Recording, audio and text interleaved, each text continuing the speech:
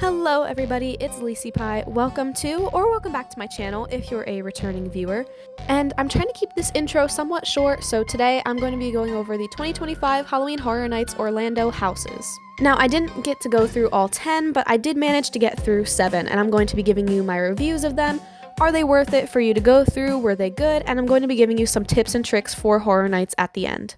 Now, I did want to give a heads up just before the video starts. This may contain some slight spoilers for the houses themselves, some scary, gory, or graphic content, which I tried to keep out as much as possible in the clips that I used, but it is Halloween Horror Nights, so what more do you expect? Number 1. Starting off strong with Five Nights at Freddy's. This was the very first walkthrough that we hit. It probably had around like an hour, maybe a little overweight, but this was amazing. Especially if you're a fan of the games, you will love this walkthrough. The attention to detail on the outside, the inside, all the set designs, the animatronics, everything. I can't even put it into words. It felt so real. Everything was just popping out right at you within a couple feet of you. It was absolutely incredible. Like I said, especially if you're a fan of the games, this is definitely worth going through. Coming at number 2, we have Hatchet and Chains Demon Bounty Hunters. This house is styled around an old western theme with 2 cowboy bounty hunters taking down demons. From the blacklight reactive costumes to this crazy hand-through-the-mouth jump scare, this house was packed with cool details. I was really excited for this house. The concept just seemed so cool and it really did not disappoint. I was screaming so loud and it was so fun. Coming in at the 3rd house I went through, we have The Horrors of the Wyatt Six. Originally, I was a little wary going into this house because I have virtually no knowledge of wrestling, especially when it comes to WWE.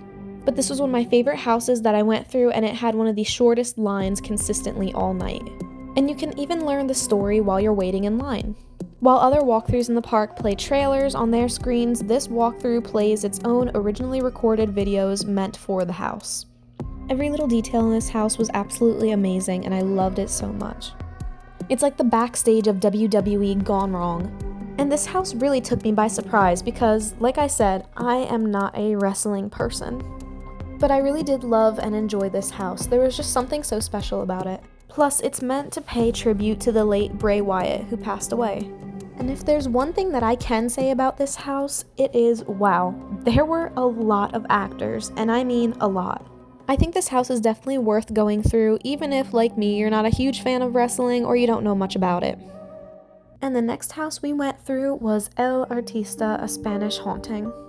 And wow, all I can say is just look at the front of this house. It is stunning.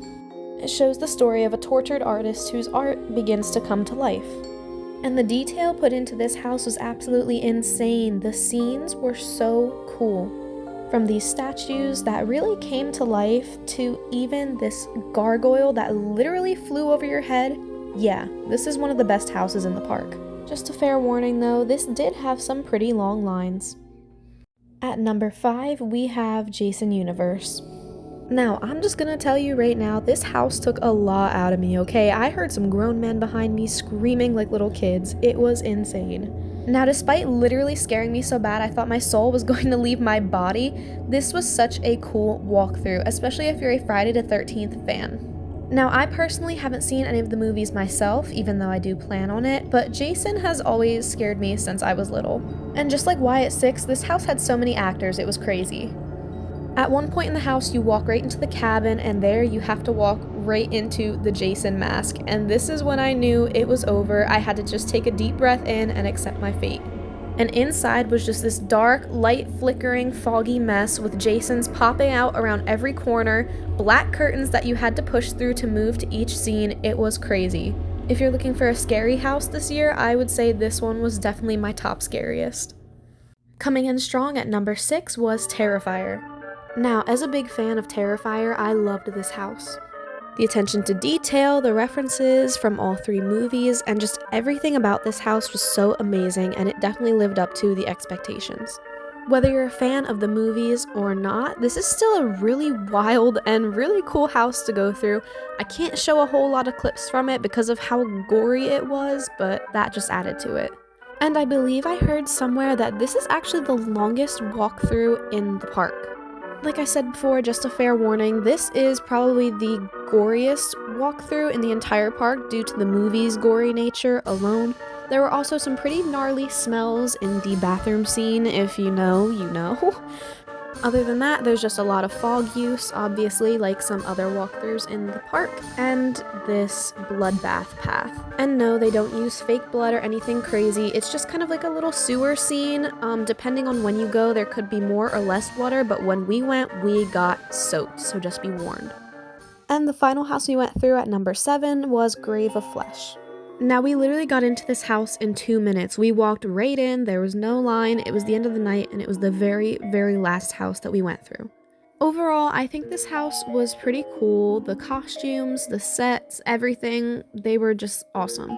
I remember there being a lot of jump scares in this house especially, and I know a couple people online said that this house wasn't their favorite or it got boring, but personally, I liked it for what it was. Now, I don't know if I would exactly wait over an hour to get into this house compared to the bigger houses like Terrifier or Five Nights at Freddy's, but this one was definitely cool and worth checking out. Now that I've talked about the houses, let me talk about some helpful tips that you might need. Unless you have early access, Halloween Horror Nights starts at 6:30 p.m. and it closes at 2 a.m.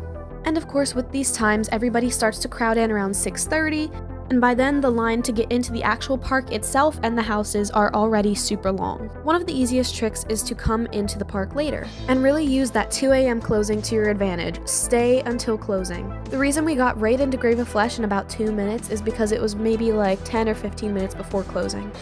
And if you want to get through a bunch of houses like I did, don't just go for one night. We went 2 nights and we were able to get through 7 houses, get food, check out all the scare zones, and just walk around.